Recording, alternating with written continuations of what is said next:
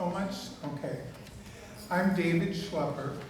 I'm the president of the Shakopee Heritage Society. We are just a volunteer organization that are trying to let people know about the history of Shakopee. Today our topic are the bricks. And it's so bad because I talk about this and I was supposed to bring a brick and I forgot to bring it. So you know what they look like, right? The bricks in Shakopee? Okay. So we're going to talk about the owners, the workers, and the children in early Shakopee. And as we start, we always want people to understand that the Shakopee Heritage Society want to acknowledge that we are gathered on the traditional land of the Dakota people. So we honor with gratitude the land itself, the people who have stewarded it through the ages, including the Ojibwa and other indigenous groups. In fact, I know when I talk to people about in the high school here in Shakopee, there are 21 different tribes that are at the high school in Shakopee. Makes it very interesting. So what I want you to understand generally about here is that almost every large or somewhat large group of town had a clay pit and a brickyard, okay? Minneapolis had it, St. Paul had it, St. Cloud, Austin, New Ulm, Zumbrata, Bruda, I should say, Northfield, Chaska, and of course Shakopee had brickyards. And we also know that those different counties in Minnesota had buildings that were made from those bricks. They had pork farms, jails, courthouses. They used the local products and built as much as possible. So, for example, the poorhouse that was in Shakopee near St. Mark's Church, right across the street, is now a parking lot, but there used to be a poorhouse there, and that was brick used from Shakopee brickyard. Many other buildings in Shakopee, especially in the early area part, downtown, are made by the red brick from Shakopee.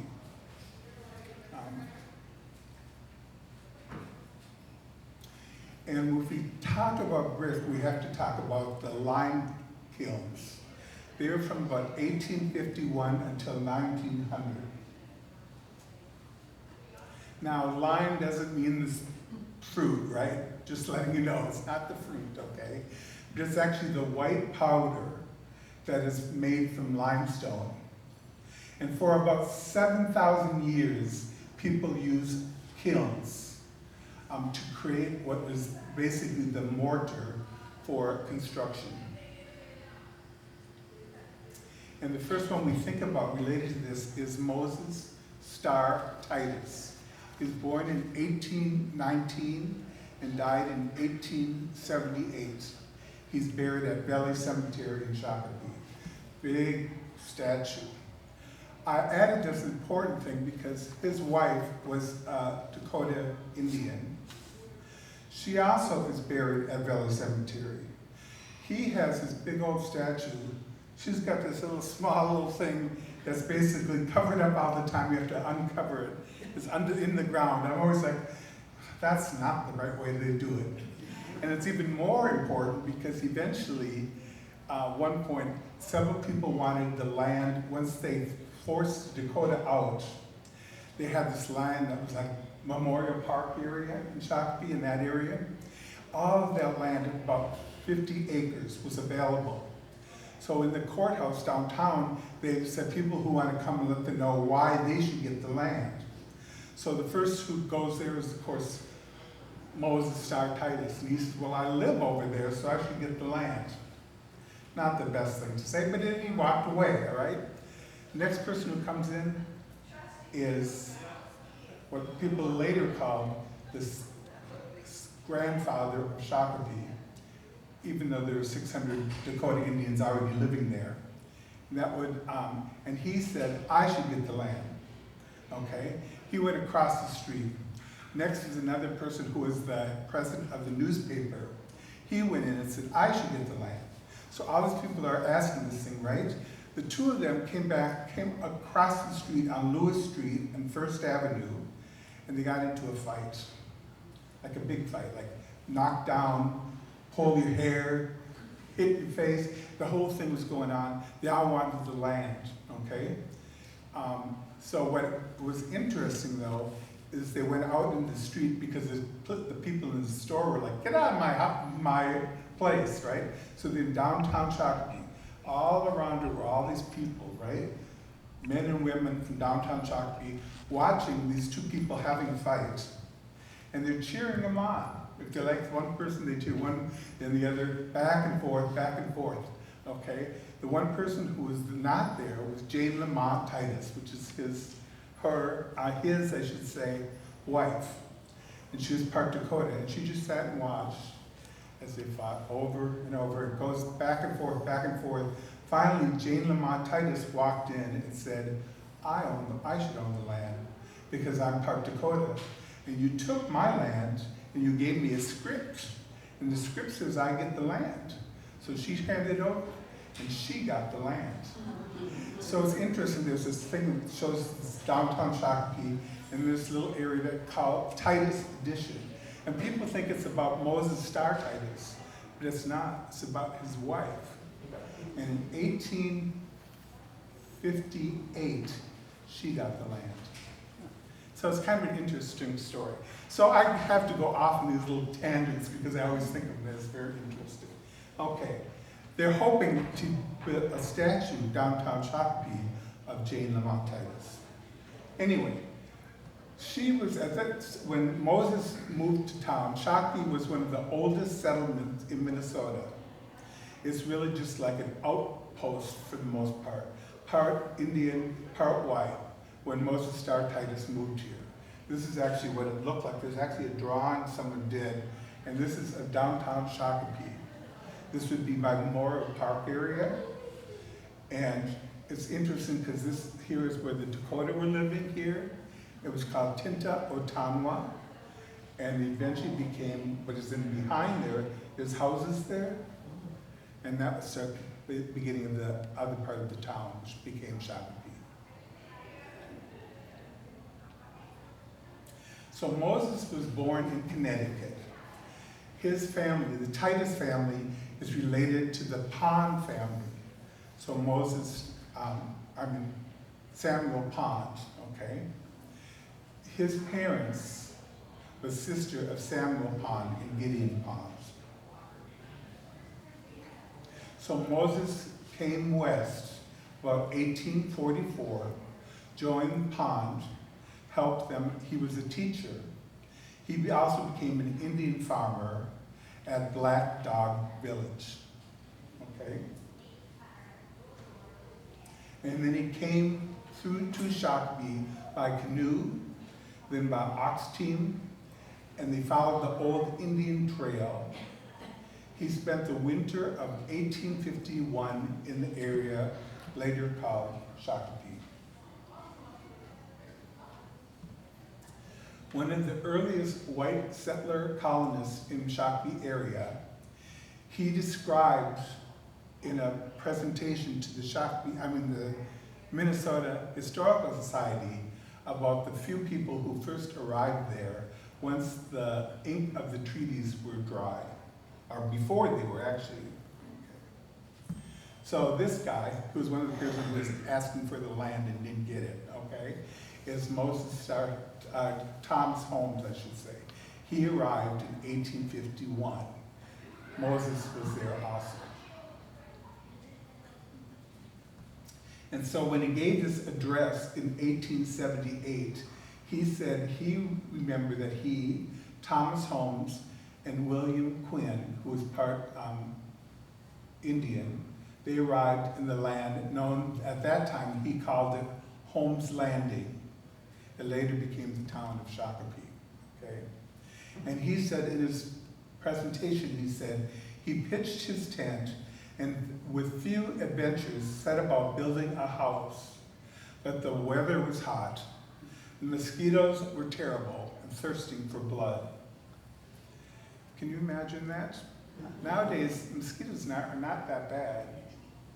But back then, boy, they were bad. I remember they talked about one time, there was a horse she was all white and covered in mosquitoes. I would not like to be around at that time. But anyway, he said he built this building. He said it was away from every person, place, and thing.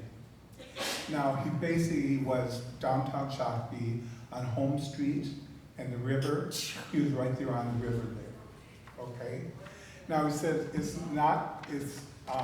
away from every person, place, and thing. However, there were 600 Dakota Indians there. They just overlook that part because they weren't part of the group, right? So they don't often say, they say there's nobody there, but actually there were 600 people living in over by Memorial Park area. So anyway, he also talked, he said the logs were hewed outright and plastered with the lime that he made himself. He said that was the first lime in Shakopee. And he also said he made some good lime. And this is, of course, what it would look like, or the drawing of someone. There's the Minnesota River here. At that time, it was called the St. Peter's River. Okay, his house was the one on the left there. And then he built the other store after that. And so, you mentioned about Thomas Holmes. Here's him when he was younger. Okay. Then this is him, the one that, the most picture you find is of this one. This is his fourth wife. I just mentioned that because people always say, well, what about his wives? He had 4 of them. They all were mostly like 15 and 16 years old. Mostly died very quickly after or were divorced after. All right, this one stayed. She's the one that's buried at Valley Cemetery. So anyway, we know that they did the quicklime, okay, the way that they basically figure out to use for agricultural land to improve the land, breaking up the heavy clay soil. Okay. The most of Shakopee was then covered with a dense growth of hazelbrush from 4 to 6 feet tall, okay? Through that, there were paths that would break in all different directions, and they all went to the Holmes store. So that was the place that people went all the time. So the kiln was where they did the limestone, okay? They had wood that was used to build the kiln. It would be at a temperature of 2,000 degrees, and 200 pounds of limestone made 1,000 pounds of quicklime. And they were built using, usually on a bank of a tree. And there's a wagon pit that go up onto the top there. It would be filled from above, okay? Again, it would really be hot. And it's going to be important to realize that that 2,000 degrees, we'll talk about in a few minutes. Okay, so they could do them several times. It would burn from 1 to 4 weeks. The word limestone actually started from that, actually. It went on and on. I think I have a picture coming up. Okay. Anyway, the lime was put into barrels, sent on the railroad to places in Minnesota. In 1868, there were 4 lime kilns in Shakopee. There were the Contour limestone, the Lincoln, the Nocal, and the Harts. Notice in terms of how many, obviously the one who had got the most money is the Contour family, okay? In other words, make some, okay, but not as good. So we start with the first one. That's Johann Baptiste Contour. He was from France. When he was 12 years old, He headed to America with his parents. He settled in Wisconsin, I should say. He worked at a farm. He worked there about 1.5 years. It was $7 per month that he earned, okay? For 3 summers on a boat and winters he worked in the pineries, okay? Because of course lumber was a big thing, so he was kind of involved in the whole thing of doing that, and that moved him into, oops, that was it, that basically put them into the area of Shakopee. So again, it was really, the only problem to remember about that is the lumber camps. If you worked there, you made some good money. But the people who worked there weren't making that great money, but they made some money. But they could only work for 8 months of the year. The other 4, they were stuck. They were out of job. Then they go back and apply again, do it over and over and over again. Okay. It's also interesting because he also went to the circus for 4 years. I wish they'd have more pictures of that one. He worked at the circus, he worked on steamboats. Then in 1854, he located in Shakopee. And then he became a plasterer and a bricklayer. And that's actually his lime kiln, a drawing that's in the Shakopee story. So you see the idea is they're walking on top, dropping it in, it goes down in there, and then it goes for a long time until it's cooled off, becomes lime. He continued lime building about 1863.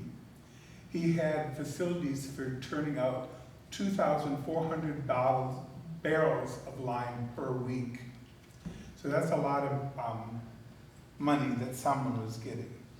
And here's actually the picture of what it looked like. That was the downtown Shakopee. Okay. This was in 1863. Johann married Barbara Wagner in 1858. They had 10 children. They always had plenty of children, okay? Now, some of them didn't last too long. They died young, but there's still a lot, okay? The second one that we talk about is Lincoln, Isaac Lincoln. He was born in Massachusetts. He learned the blacksmith trade. He was 18 years old.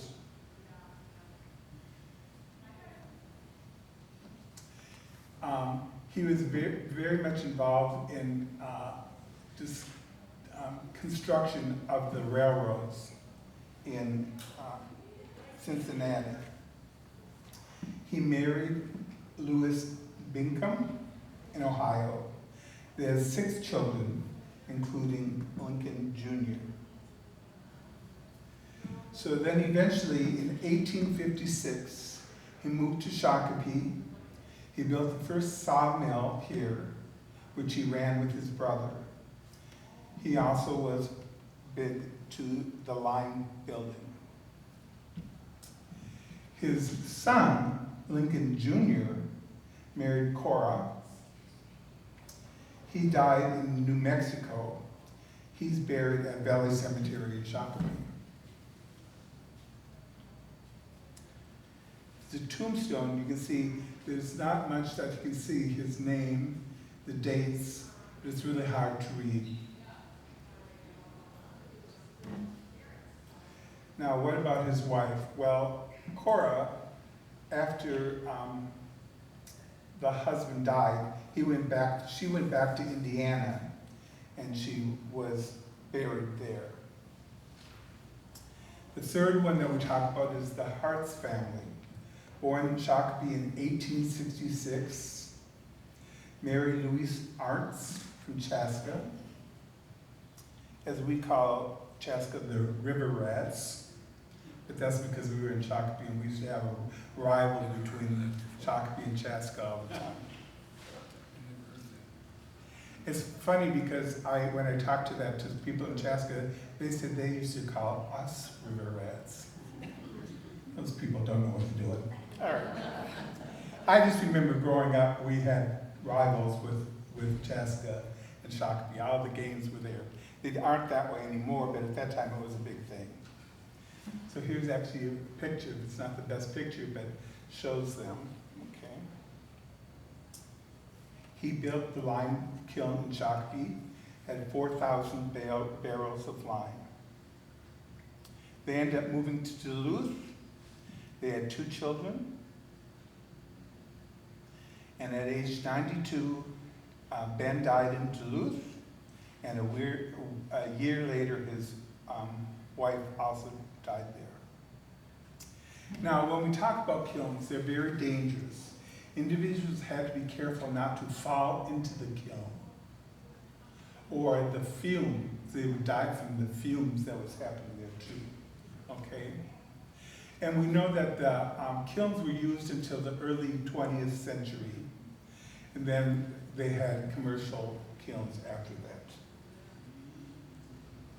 And this is just an example in the newspaper. This is in November of 1856, but they're talking about the lime, and they say here is in fact use of you know my stroke. I can't get the word out sometimes, but the universal admission that the Shakopee lime is the best lime in the territory, and so everybody wants the lime from Shakopee. And lime's used for lots of things, for building the White House, they make them white for that. They do that in medicine, in cesspools, all this for slug and nail repellent. It's just interesting the things that happen. I think there's even more of things. They say it used to kill ants,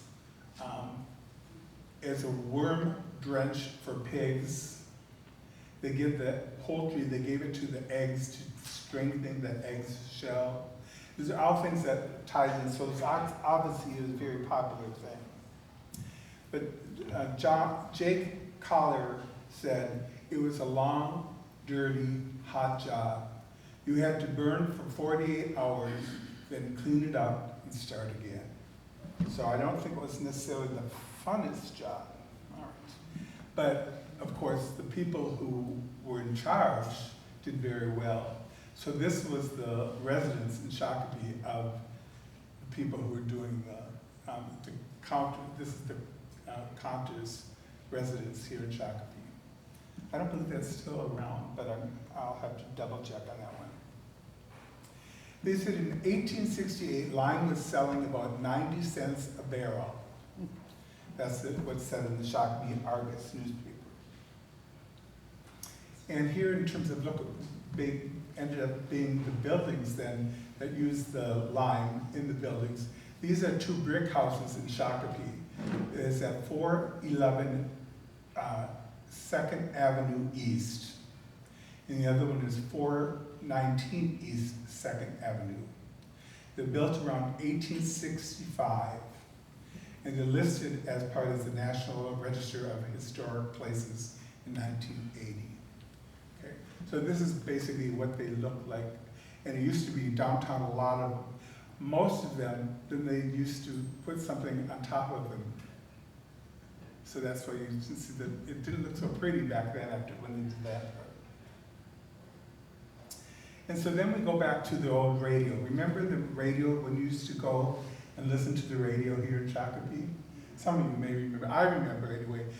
KSMM radio is right across from Bill's Toggery on that street, right? I think that's correct, okay. Anyway, they had this show called TT and O, which was this, that, and the other. On the first Monday of every month since 1976.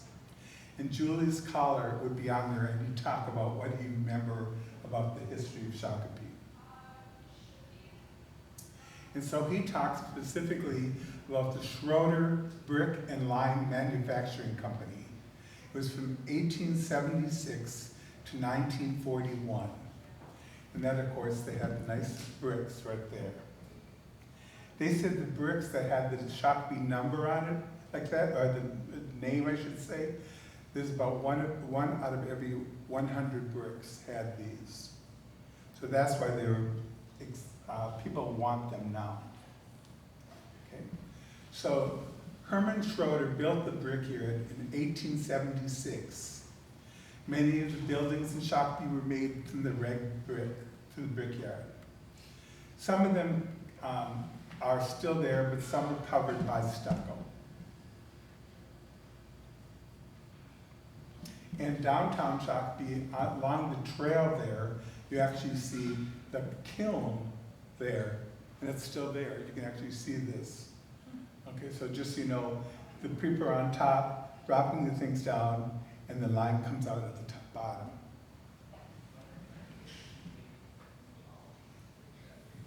And if you look at times where the trail is in downtown Shakopee, so this would be after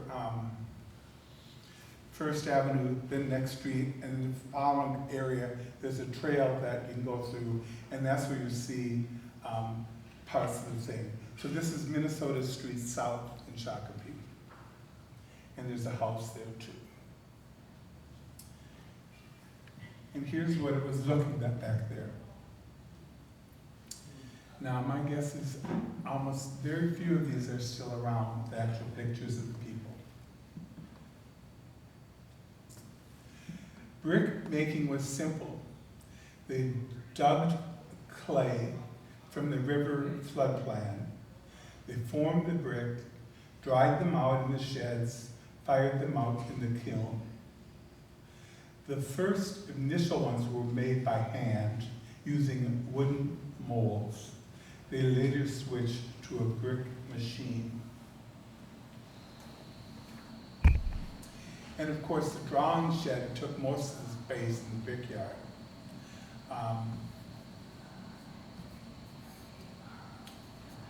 Just see kind of pictures of what it looks like. So there's a lot of bricks going on.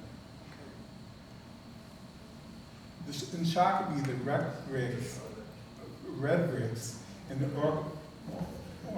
ornamental bricks that were created by German settler colonists arrived in Shakopee starting in the 1850s. Again, you look at the newspaper here, they talk about a steamer coming down the river. They say with a lot of passengers, most of them were German. Large people of German descent came to Shakopee, and of course what they did is work at the brickyard. But remember, it's only 8 months of the year, okay? So many buildings in early Shakopee were made from the red brick. So that's the middle one is the Shakopee one. Chath's is more white brick. And see that? You can see the difference. In downtown Shakopee, Arnie's Club, you know where Arnie's is? They use Chaska brick. So still people are like, what the heck? This is downtown Shakopee. They were having a dispute between back and forth and back and forth. So to do that, he put in the Chaska brick instead. Yeah. So we talked about the family.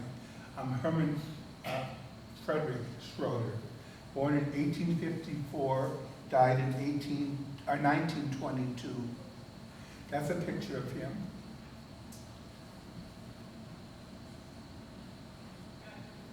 He was born in Germany. His father died when he was 6 years old. His mother died when he was 11 years old. So he was stuck with no parents. Okay? In 1870, he came to America, settled in Belle Plaine, Minnesota, married to Marie Rinke. They came to Shakopee the same year, and they've been here in Shakopee ever since. After they came to Shakopee, Herman, along with his brother, opened a brickyard. Okay? It was very popular. They made a lot of money. Eventually, by 1896, Herman purchased all of it from the brother, and so he continued the business. And of course, they have pictures, what the kind of things they had available. There are a few that are around some of these. The brickyard was located north of Bluff Avenue between Market and Minnesota Street. The bricks were from the Minnesota River near Hubert Park. Many of the buildings in Shakopee were made from these bricks, and most of the pictures are from early 1900s. It was a lot of work. They said, though, in 1880, the Schroeder brickyard manufactured 1 million bricks. That's a lot. Schroeder built a house, and it was a red brick house, right? Okay, on Bluff Street. He had 5 children.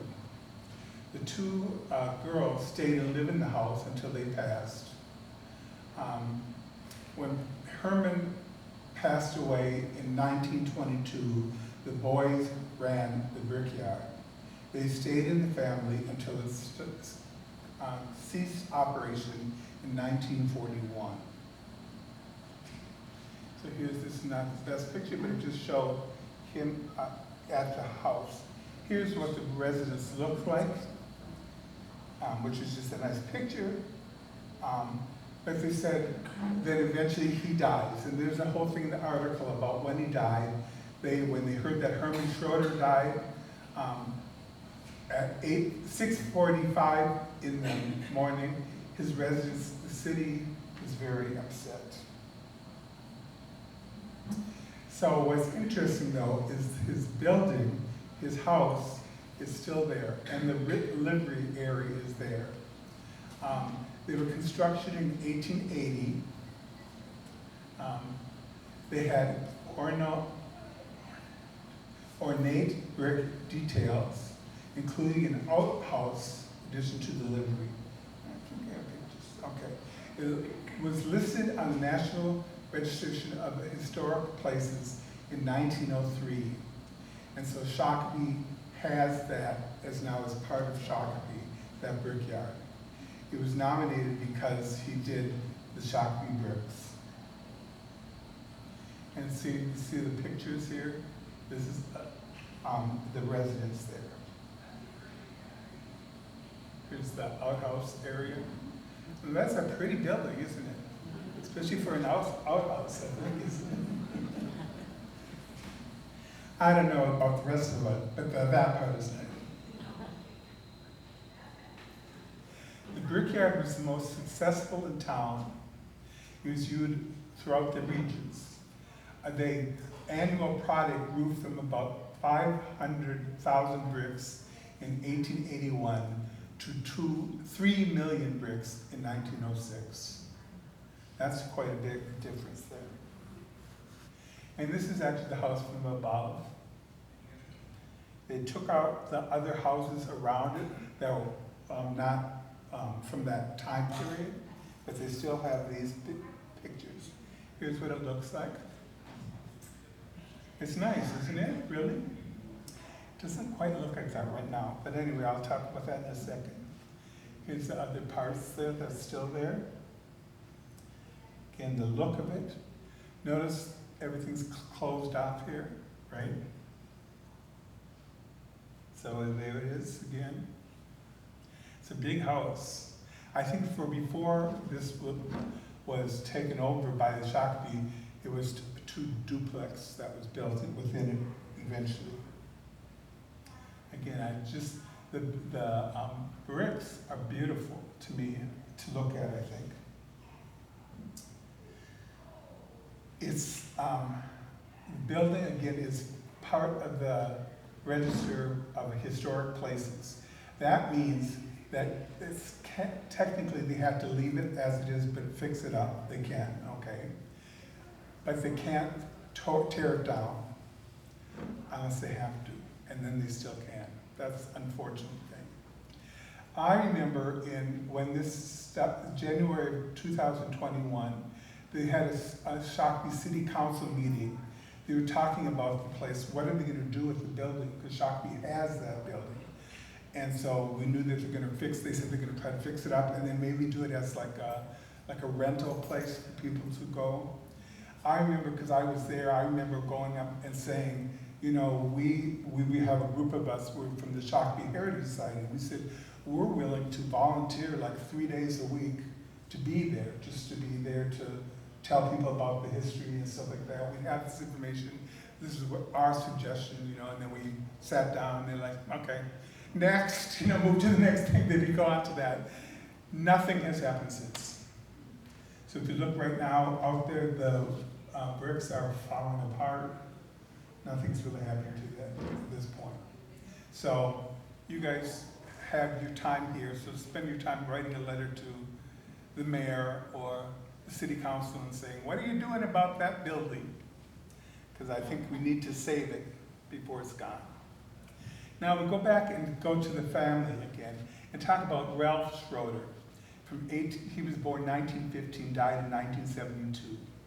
I mentioned him because he's kind of funny. All right. He's the only child. Was raised by his parents, his aunts, her grandparents, which of course were the Schroeder family. Okay. At that time, it was Henry and Nellie.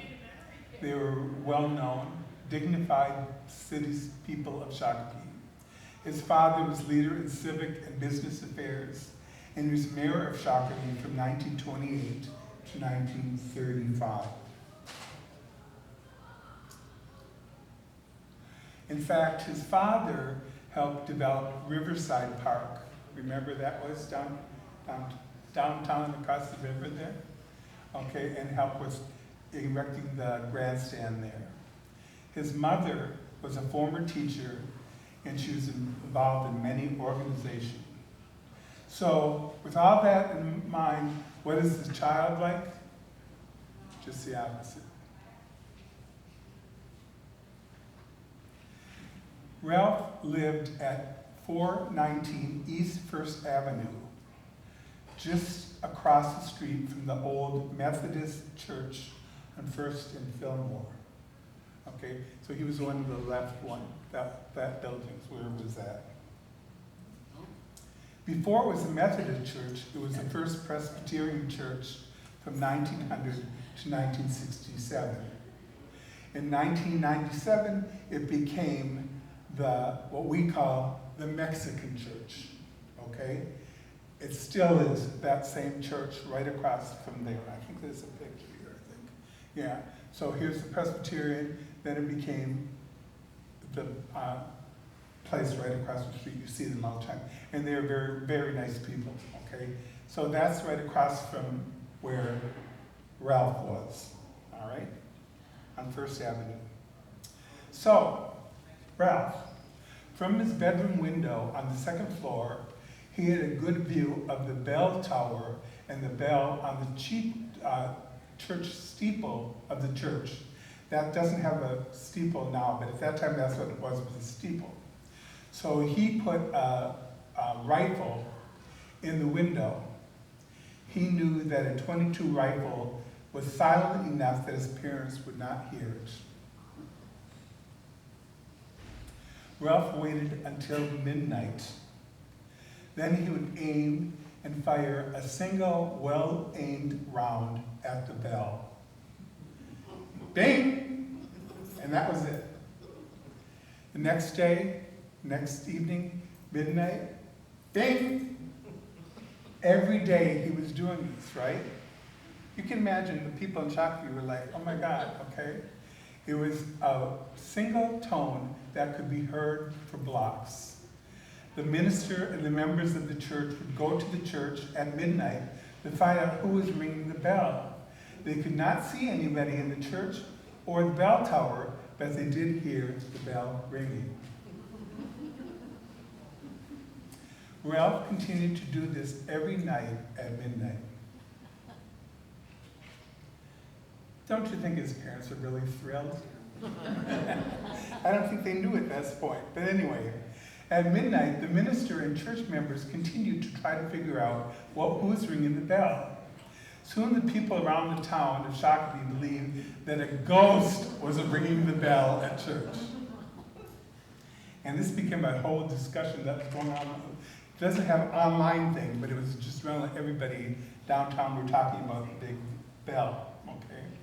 After a few months, Ralph got bored, so he told a few friends what he did. So they ended up telling others, spread, so eventually good old Ralph was caught doing it.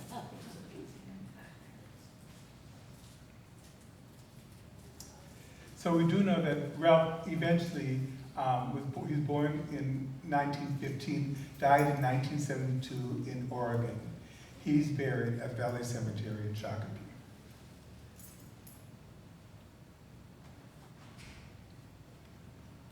So that's your little story about that family. Okay. The children also, I'm going to talk about the children, the son of August Valentine Kruger and Agnes Sternberg Kruger. Now, this is the people in the brickyard area, okay? And you notice the people a lot here, but you look at what else is there. Children. And they work there. Sometimes instead of going to church, oops, excuse me, oh, here we go. All right, so I mentioned that just because these people, sometimes they work, I think, four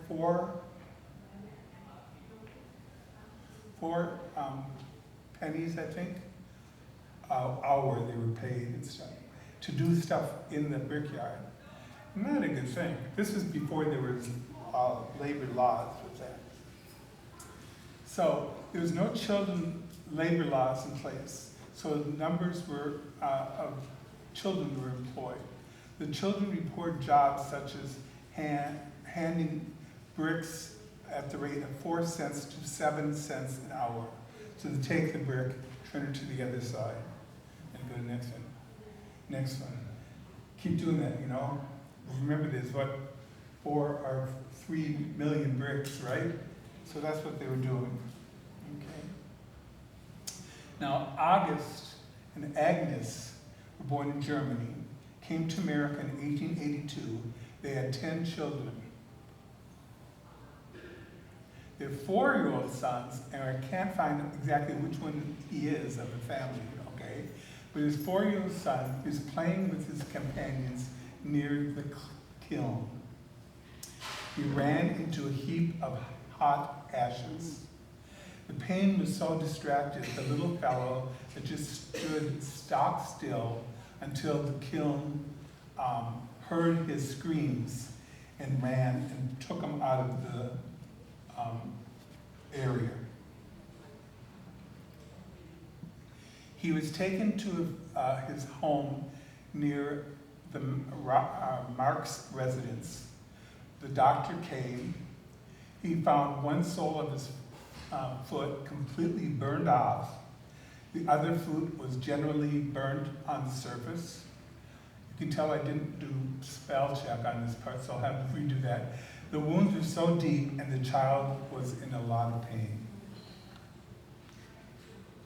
I mention that just because there were things like that would happen that wouldn't necessarily be in the news, but there are a lot of things that were happening. So brickyard, you say, oh, it's a great thing, it's a great job. It was, especially if you're the owner. But if you're the other people, you weren't necessarily doing so many things that were good. So here's some of the workers that I want to specifically talk about. This is John O'Connor and his wife, Catherine. And here are the people in the brickyard. Bricks could not be made year-round. In the freezing temperatures, the bricks would not dry properly. Because of that, they were laid off in the winter. So they had work for only 8 months of the year, and then for 4 months, they were stuck with nothing. And they had no money at that time either. So really, an awful time for families. So we talk about John O'Connor. He was in the Civil War, so showed her tombstone, which is in Calvary Cemetery in Shakopee. He was born in 1825, probably in Ireland, maybe in New York, moved west, got there to Illinois, then Chicago, married Catherine, who was born in Ireland. They came to Minnesota in 1859 or 1860. In 1861, they were living in Glendale Township, which is really near part of Savage now, right? They lived near the wife's brother and their family.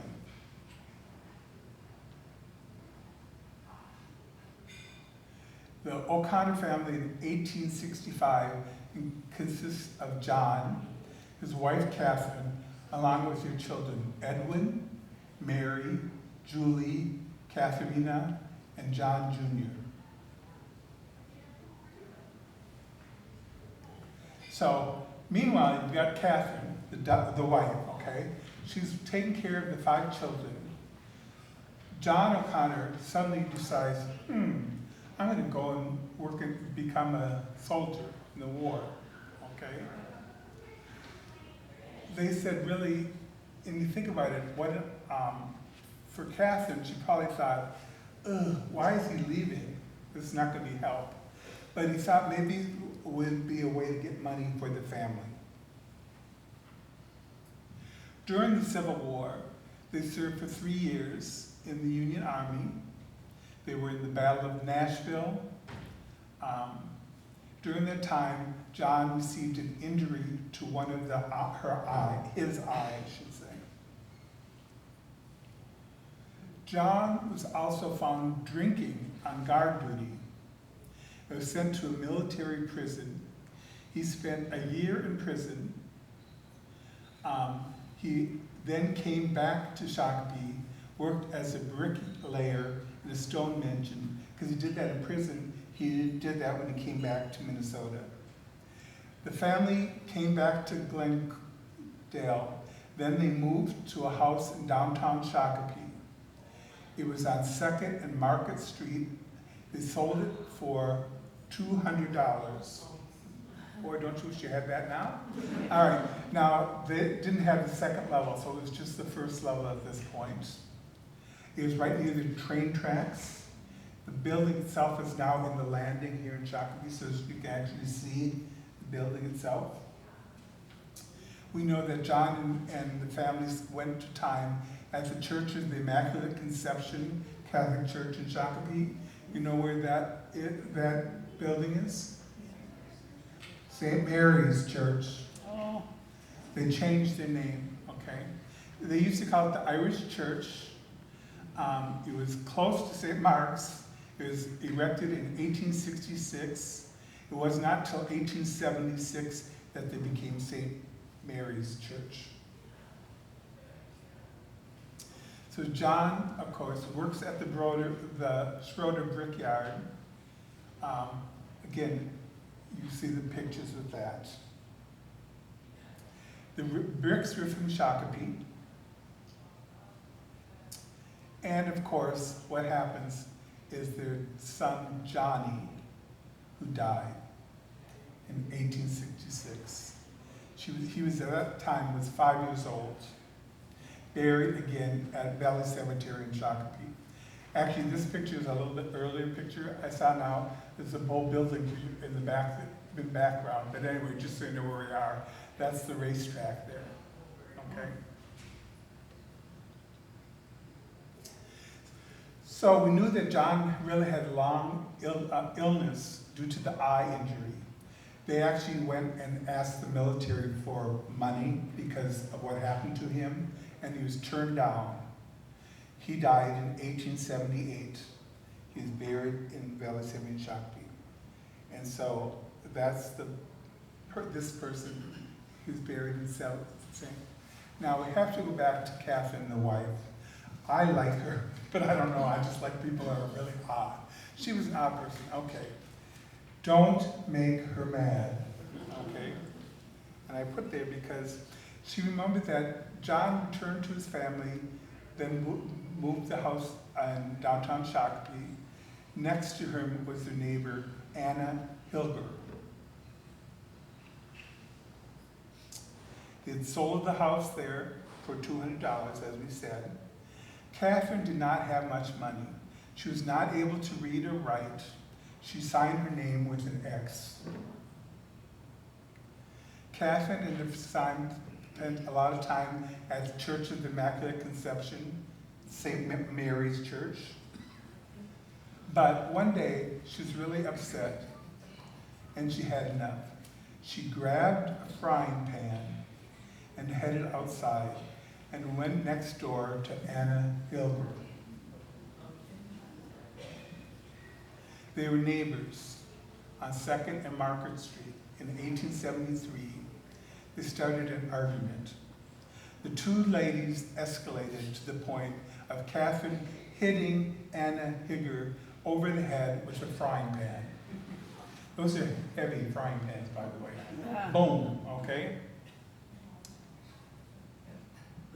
She was found guilty of assaulting her neighbor and was fined $38, which was a lot of money at that time. But she ended up paying for that. We know that eventually Catherine died. She's buried in Calvary Cemetery in St. Paul, Minnesota. There's no records show whether or not the frying pan was added to the coffin. I just added that in because I was thinking, I just like the story. But anyway, she was mad. That's what we know, what we remember. Okay, so the Schroeder Brickyard, and I'm going to go really quickly on this one because our time is going fast, but this is Hiram Henry Flecken. He had a brickyard also in Shakopee, just so you know that there were other ones going on.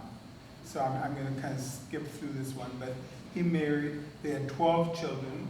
They were from, went to St. Mark's Church in Shakopee. And eventually, they actually, they operated, he worked at the machine shop, and then they basically sold the brickyard. He made, ran the Occidental Hotel on 1st and Somerville Street from 1889 to 1914. Okay, and it continues in 1931. Building was torn down in April of 1956, but that's actually what it looked like. All right. And they're buried in the cemetery in the Catholic cemetery in Shakopee. All right. Last picture's not that great. This is Johann John Paul, 1819 to 1900.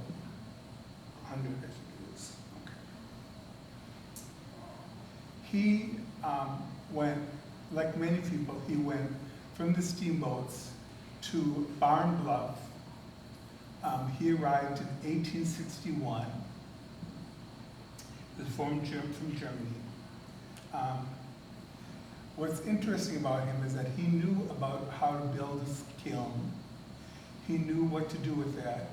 And in Red Wing pottery, Red Wing, I should say, he used this clay to make red wing pottery.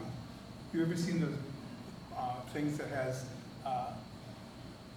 picture? I think I have a picture here somewhere. There you go, like that one. Those, so you've seen that so much? That was from him. He's the one who did all that started the whole thing. If you look at Red Wing, their site, it talks about him. But what he did, after he did this, he moved to Shakopee, because his sister was here.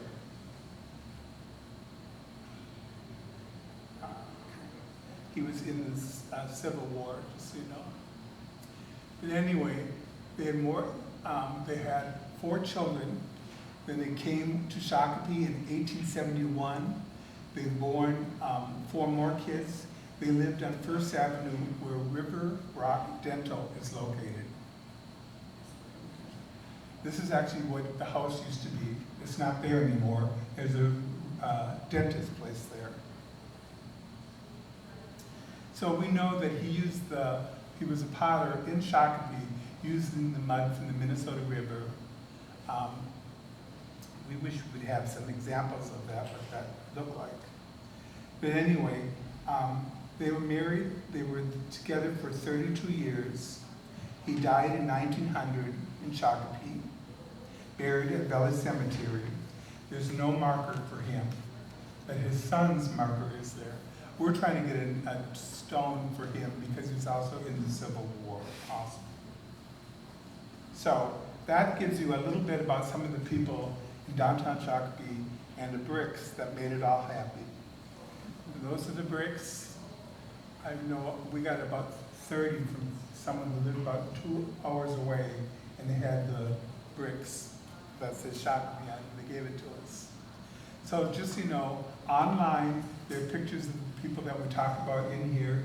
You can read more about them if you want.